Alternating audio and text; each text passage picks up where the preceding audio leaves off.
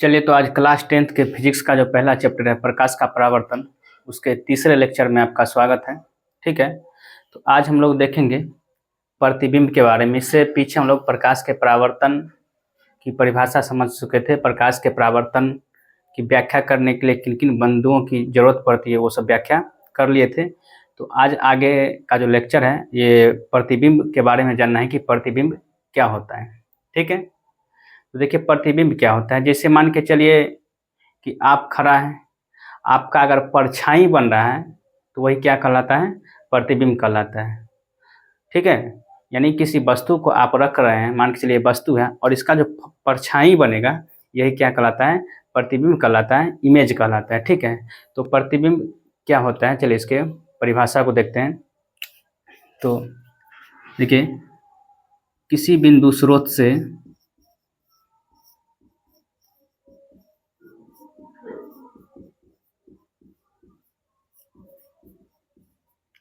आती प्रकाश की किरणें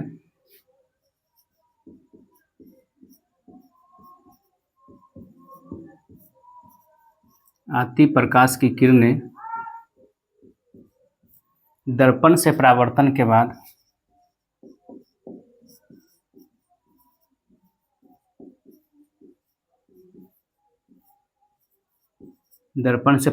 के बाद जिस बिंदु पर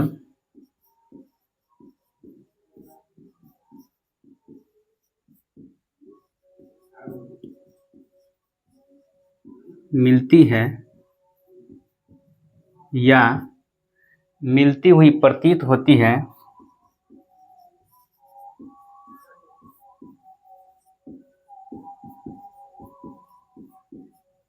मिलती हुई प्रतीत होती है,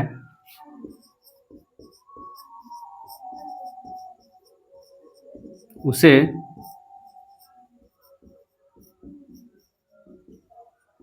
उस बिंदु स्रोत का प्रतिबिंब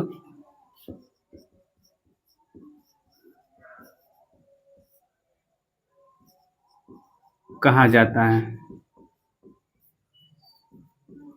ठीक है, तो प्रतिबिंब का हम लोग परिभाषा क्या देंगे कि किसी बिंदु स्रोत से आती प्रकाश की किरणें दर्पण से परावर्तन के बाद जिस बिंदु पर मिलती है या मिलती हुई प्रतीत होती है उसे उस बिंदु स्रोत का प्रतिबिंब कहा जाता है। ठीक है, अब देखिए प्रतिबिंब जो होता है वो दो प्रकार का होता है। एक होता है वास्तविक प्रतिबिंब और दूसरा होता है काल्पनिक प्रतिबिंब। तो वास्तविक प्रतिबिंब क्या होता है कि वो वास्तविक कटान के साथ जो बनता है उसे वास्तविक प्रतिबिंब कहते हैं, और काल्पनिक प्रतिबिंब जो होता है वो उसी को आभासी प्रतिबिंब कहा जाता है। वो वास्तविक कटान से नहीं बनता है।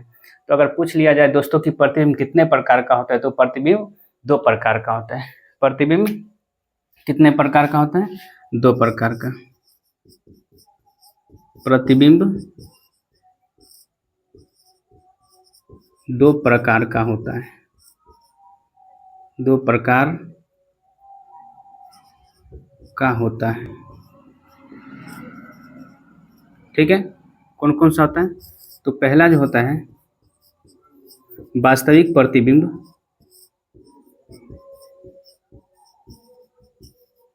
ठीक है, इसको अंग्रेजी में रियल इमेज बोलते हैं। क्या बोलते हैं, रियल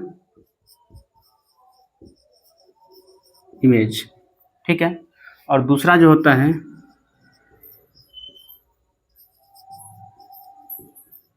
आभासी प्रतिबिंब, या इसी को काल्पनिक प्रतिबिंब भी बोला जाता है।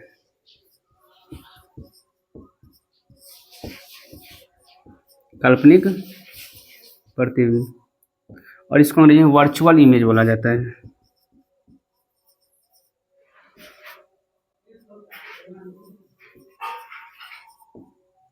Virtual image. तो प्रतिबिंब कितने प्रकार का होता है, प्रतिबिंब दो प्रकार का होता है। एक होता है वास्तविक प्रतिबिंब और दूसरा होता है काल्पनिक प्रतिबिंब या उसी को आभासी प्रतिबिंब। ठीक है, तो देखते हैं वास्तविक प्रतिबिंब किसको कहते हैं। ठीक है, तो पहला क्या है, वास्तविक प्रतिबिंब।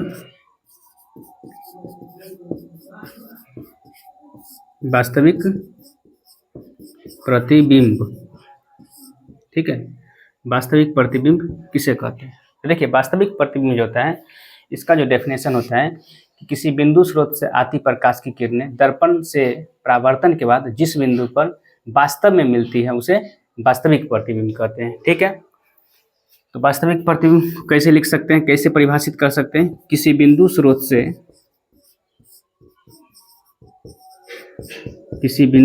से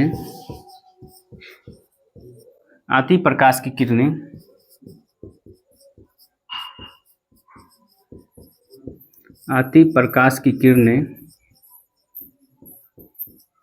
दर्पण से परावर्तन के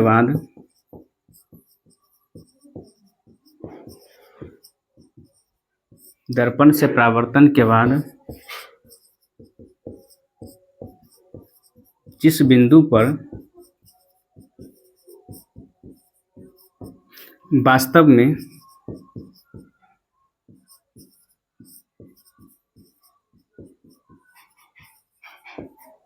मिलती है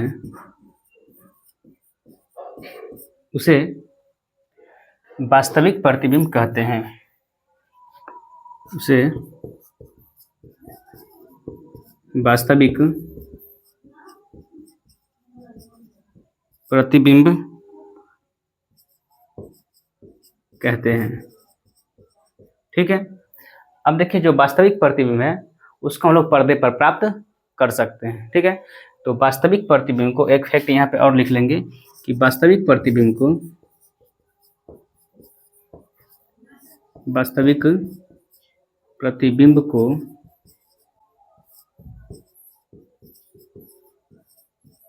पर्दे पर प्राप्त किया जा सकता है। ठीक है, वास्तविक प्रतिबिंब को पर्दे पर प्राप्त किया जा सकता है। देखिए, वास्तविक प्रतिबिंब जो बनता है वो हमेशा उल्टा बनता है, तो लिखेंगे वास्तविक प्रतिबिंब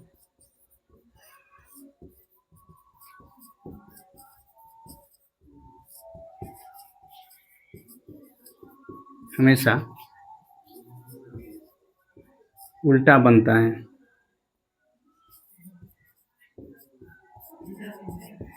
ठीक है, और वास्तविक प्रतिबिंब जो होता है हमेशा वो प्रधान अक्ष के नीचे बनता है, प्रिंसिपल एक्सिस के नीचे बनता है। और कहेगा प्रिंसिपल एक्सिस क्या है, तो जब वो दर्पण पे आएंगे तो समझा देंगे कि प्रिंसिपल एक्सिस क्या होता है, प्रधान अक्ष क्या होता है, या उसी को हम लोग मुख्य अक्ष भी कहते हैं। ठीक है, तो जो वास्तविक प्रतिबिंब होता है,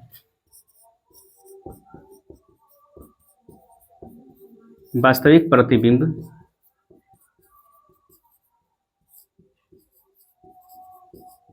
हमेशा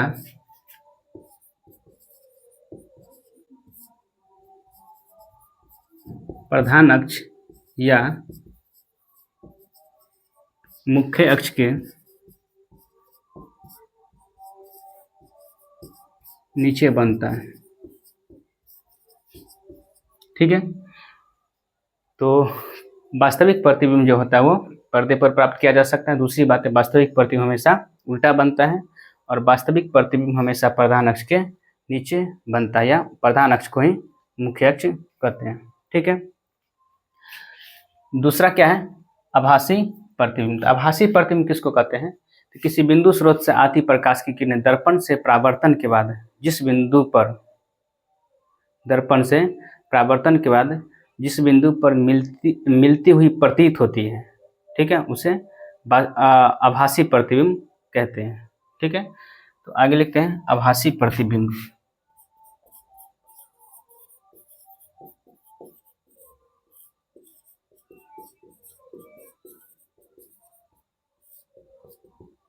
ठीक है, किसी बिंदु स्रोत से आती प्रकाश की किरणें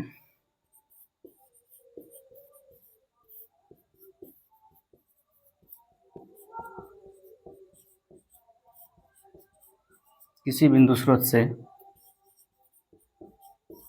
आती प्रकाश की किरणें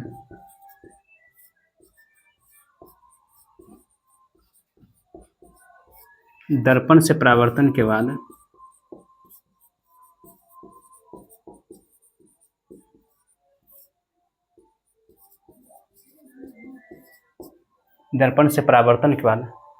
जिस बिंदु पर दर्पण से परावर्तन के बाद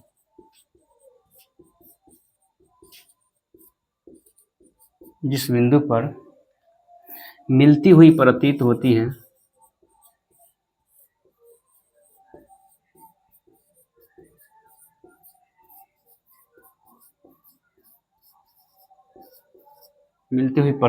है उसे आभासी प्रतिबिंब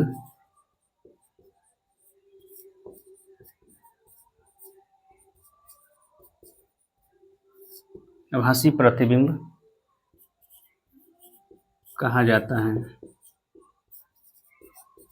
ठीक है, जो आभासी प्रतिबिंब होता है इसको पर्दे पर प्राप्त नहीं कर सकते हैं। आभासी प्रतिबिंब हमेशा सीधा बनता है और आभासी प्रतिबिंब जो है हमेशा वो प्रधान अक्ष के ऊपर बनता है। तो ये तीनों बात भी यहाँ नोट करेंगे। ठीक है, कभी कभी पूछ लिया जाता है ऑब्जेक्टिव में। तो अगली चीज है कि आभासी प्रतिबिंब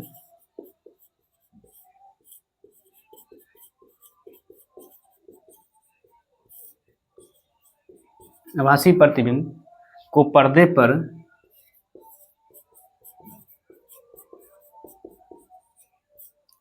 पर प्राप्त नहीं किया जा सकता है।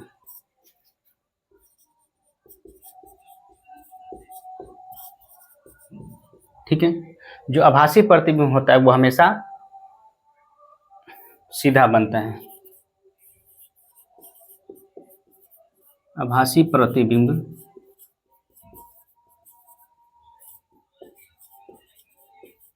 हमेशा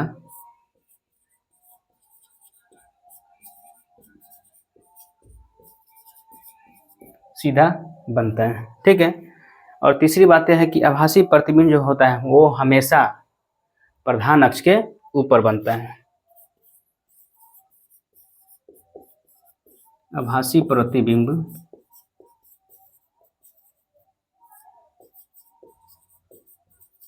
हमेशा प्रधान अक्ष के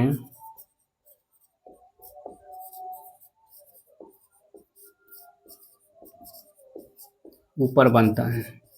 ठीक है, तो उम्मीद करते हैं कि समझ पाए होंगे। हम लोग आज प्रतिबिंब के बारे में समझाएं कि प्रतिबिंब क्या होता है, फिर प्रतिबिंब कितने प्रकार का होता है, और वो जो होता है वास्तविक प्रतिबिंब और काल्पनिक प्रतिबिंब। तो फिर वास्तविक प्रतिबिंब को समझे।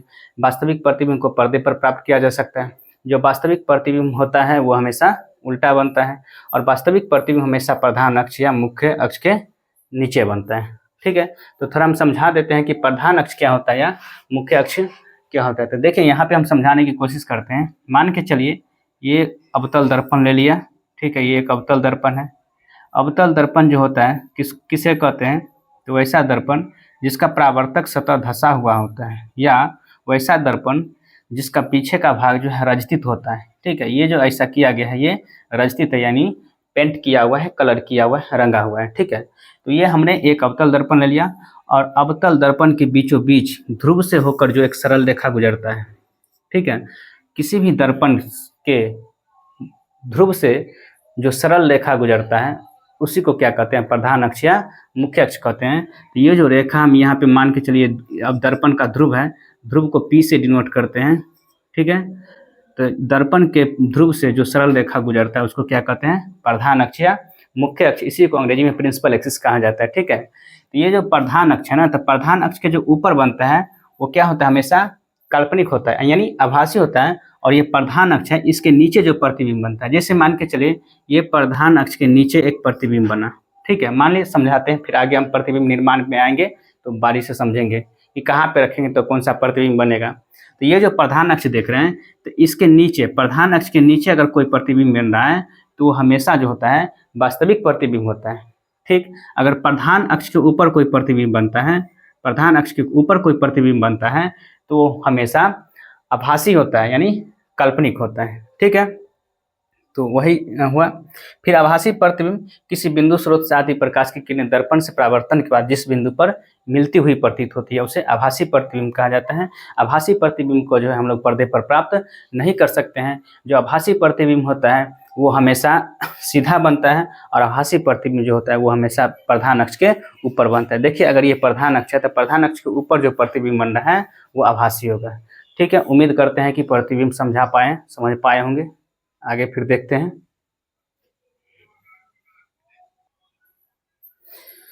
चलिए तो आगे हम लोग देखते हैं कि वास्तविक प्रतिबिंब और काल्पनिक या आभासी प्रतिबिंब में क्या क्या अंतर है। ठीक है, तो देखिए वास्तविक प्रतिबिंब और आभासी प्रतिबिंब। ठीक है, तो वास्तविक प्रतिबिंब जो है ये पहला अंतर ये होगा कि यह किरणों के वास्तविक कटान से बनता है। पहला अंतर क्या होगा कि यह किरणों के वास्तविक कटान से बनता है।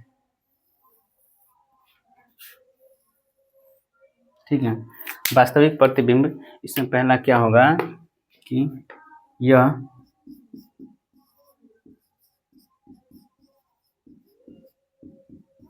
किरणों के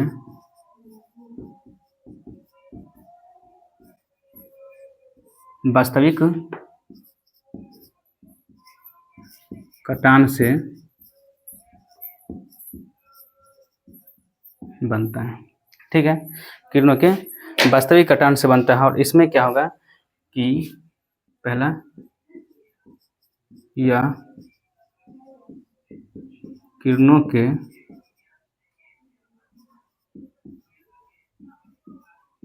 काल्पनिक कटान से बनता है। ठीक है, इसमें पहला अंतर क्या देखें कि यह किरणों के वास्तविक कटान से बनता है और यह किरणों के काल्पनिक कटान से बनता है। दूसरा, यह प्रतिबिंब हमेशा उल्टा बनता है। दूसरा अंतर क्या हो जाएगा, देखिए अभी हम जस्ट बताए हैं कि वास्तविक प्रतिबिंब जो होता है वो हमेशा उल्टा बनता है। ठीक है, दूसरा इसमें क्या हो जाएगा कि यह प्रतिबिंब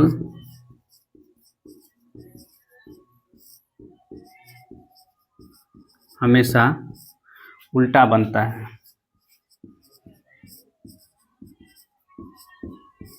ठीक है, अब बताइए ठीक इसी का विपरीत क्या होगा। अगर वास्तविक प्रतिबिंब उल्टा बनता है तो काल्पनिक प्रतिबिंब क्या होगा, सीधा बनेगा। लिखेंगे इसमें दूसरा, यह प्रतिबिंब हमेशा सीधा बनता है। ठीक है, इसमें हम पहला क्या देखें कि वास्तविक प्रतिबिंब जो होता है ये वास्तविक कटान से बनता है और काल्पनिक प्रतिबिंब काल्पनिक कटान से बनता है। ठीक है, दूसरा हम देखें कि यह प्रतिबिंब हमेशा उल्टा बनता है और यह प्रतिबिंब हमेशा सीधा बनता है। इसमें तीसरा ये देखेंगे कि वास्तविक प्रतिबिंब को हम लोग पर्दे पर प्राप्त कर सकते हैं। तीसरा इसका पॉइंट क्या हो जाएगा कि यह प्रतिबिंब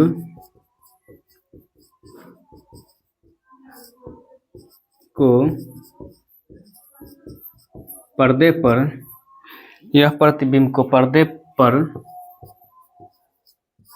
प्राप्त किया जा सकता है। ठीक है, जस्ट इसी का विपरीत क्या होगा, जो आभासी प्रतिबिंब होता है इसे पर्दे पर प्राप्त नहीं कर सकते। ठीक है, तो तीसरा पॉइंट इसमें लिखेंगे, यह प्रतिबिंब को पर्दे पर प्राप्त नहीं किया जा सकता है।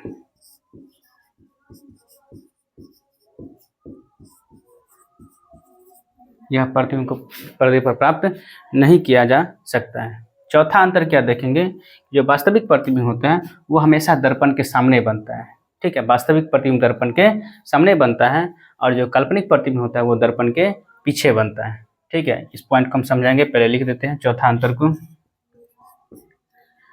कि वास्तविक प्रतिबिंब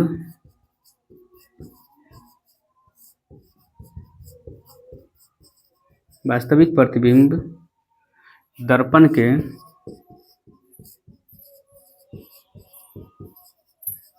सामने बनता है।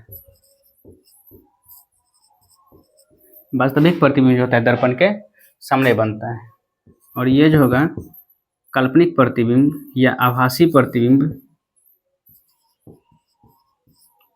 आभासी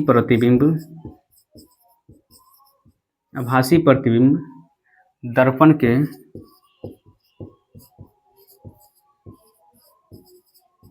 पीछे बनता है। ठीक है, तो हमने 4 अंतर देखा है।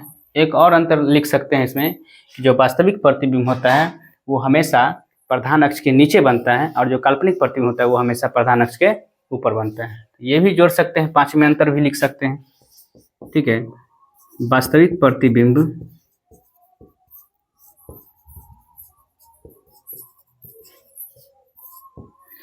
प्रधान अक्ष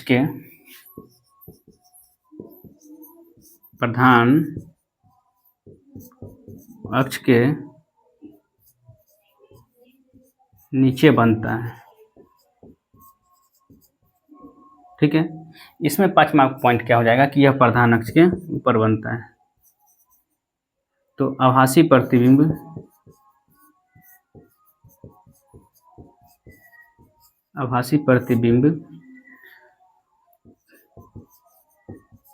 प्रधान अक्ष के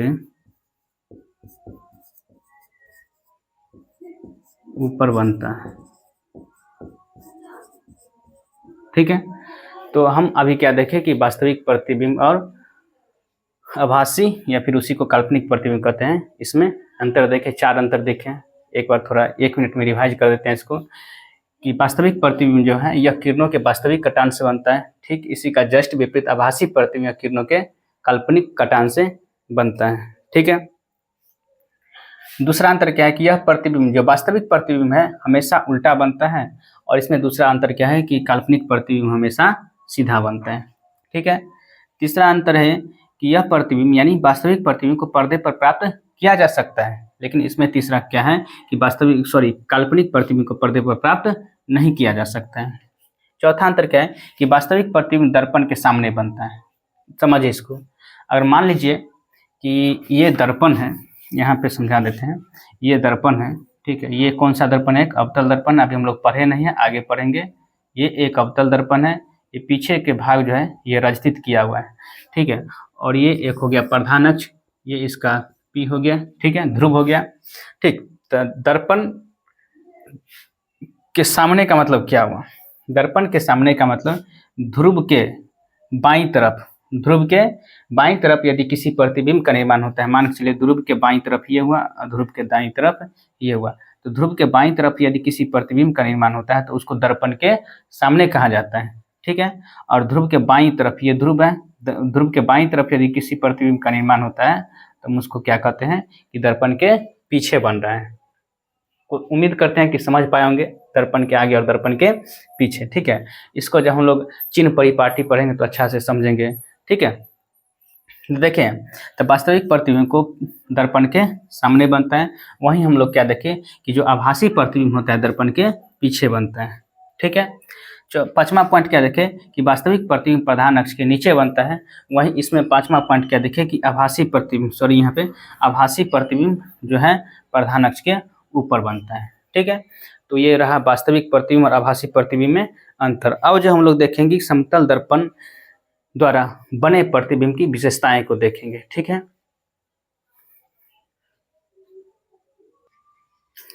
चलो तो आगे हम लोग देखते हैं कि समतल दर्पण द्वारा बने प्रतिबिंब की विशेषताएं देखते हैं। ठीक है, तो इसमें जो पहला विशेषता यह है कि समतल दर्पण में जो प्रतिबिंब होता है वो काल्पनिक बनता है। यानी कि इसमें पहला विशेषता क्या देखते हैं कि समतल दर्पण में बना प्रतिबिंब समतल दर्पण में बना प्रतिबिंब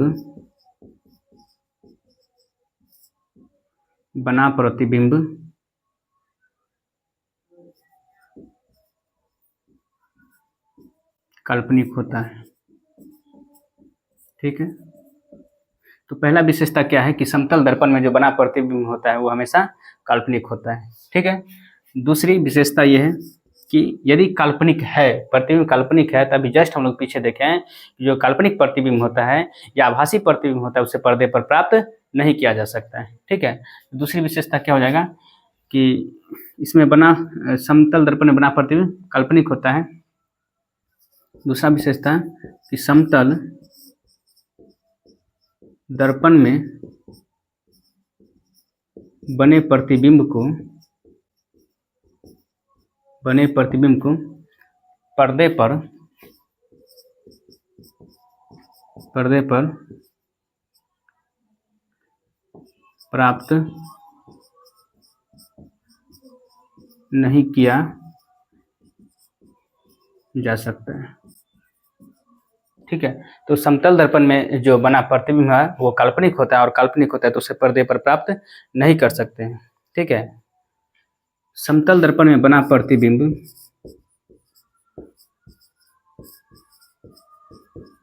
समतल दर्पण में बना प्रतिबिंब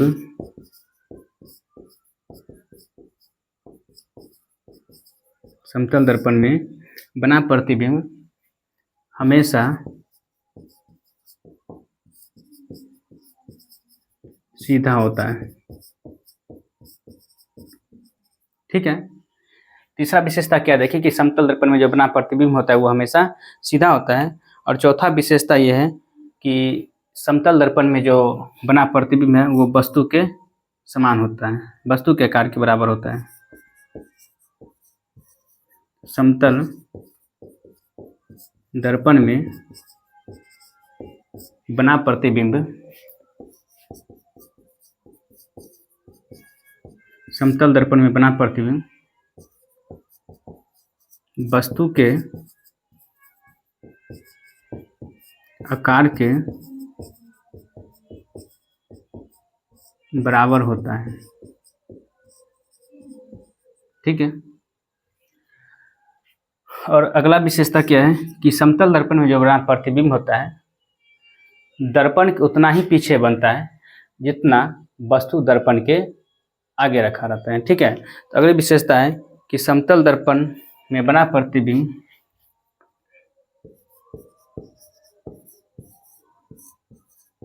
समतल दर्पण में प्रतिबिंब समतल दर्पण में प्रतिबिंब दर्पण के उतना ही पीछे बनता है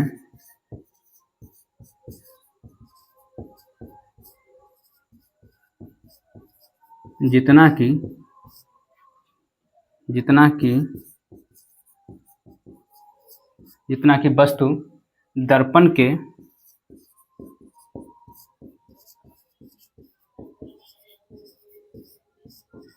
सामने होता है, जितना कि वस्तु दर्पण के सामने होता है। ठीक है, एक और इसका विशेषता है कि समतल दर्पण में जो बना प्रतिबिंब होता है ना वो पार्श्विक रूप से उल्टा होता है। ठीक है, पार्श्विक रूप से उल्टा क्या होता है अभी समझाते हैं, पहले इसको नोट कर लेते हैं। तो समतल दर्पण में बना प्रतिबिंब समतल दर्पण में बना प्रतिबिंब पार्श्विक रूप से उल्टा होता है।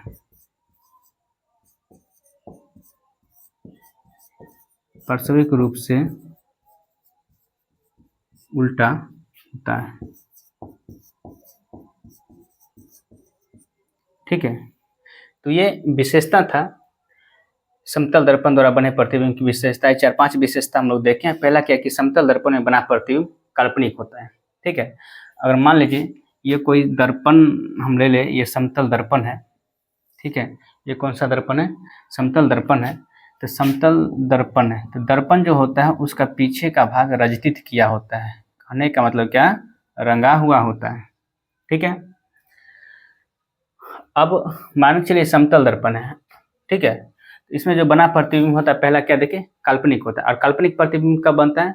वो किरणों के काल्पनिक कटान से बनता है, न कि वास्तविक कटान से। जब भी काल्पनिक या उसी को आभासी कहते हैं, तो काल्पनिक प्रतिबिंब या आभासी प्रतिबिंब जब भी बनता है तो वह वस्तुओं के हमेशा किरणों के काल्पनिक कटान से बनता है। ठीक है, दूसरा कि समतल दर्पण में बने प्रतिबिंब को पर्दे पर प्राप्त नहीं किया जा सकता है। यदि समतल दर्पण में जो बना प्रतिबिंब है उसे पर्दे पर प्राप्त नहीं कर सकते हैं। क्यों नहीं कर सकते हैं? तो उसमें जो समतल दर्पण में जो प्रतिबिंब बनता है वह काल्पनिक बनता है, और तीसरी विशेषता क्या है, देखिए कि समतल दर्पण में बना प्रतिबिंब हमेशा सीधा होता है, जो काल्पनिक प्रतिबिंब बनता है वो हमेशा सीधा बनता है। चौथा, समतल दर्पण में प्रतिबिंब वस्तु के आकार के बराबर होता है, यानी अगर इसके सामने हम 1 सेंटीमीटर का अगर वस्तु रख रहे हैं, 1 सेंटीमीटर का अगर कोई वस्तु हम 1 सेंटीमीटर का रख रहे हैं तो प्रतिबिंब का निर्माण भी 1 सेंटीमीटर का ही होगा। इसका कहने का मतलब ये कि जितना बड़ा वस्तु रखेंगे उतना ही बड़ा प्रतिबिंब बनेगा।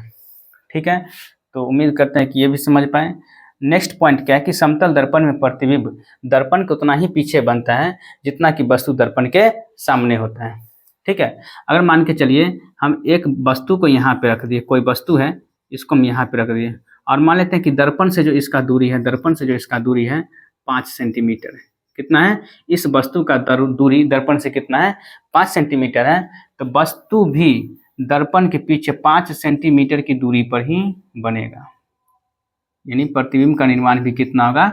5 सेंटीमीटर की दूरी पे। तो ये हुआ दर्पण के सामने, ये हुआ दर्पण के पीछे। यदि दर्पण के सामने किसी वस्तु को अगर 5 सेंटीमीटर की दूरी पर रखें समतल दर्पण में, तो उस वस्तु का प्रतिबिंब भी दर्पण के पीछे 5 सेंटीमीटर पर ही बनेगा। ठीक है, तो उम्मीद करते हैं कि समतल दर्पण की जो विशेषता होगा है वो उसको हम समझा पाए हैं। ठीक है,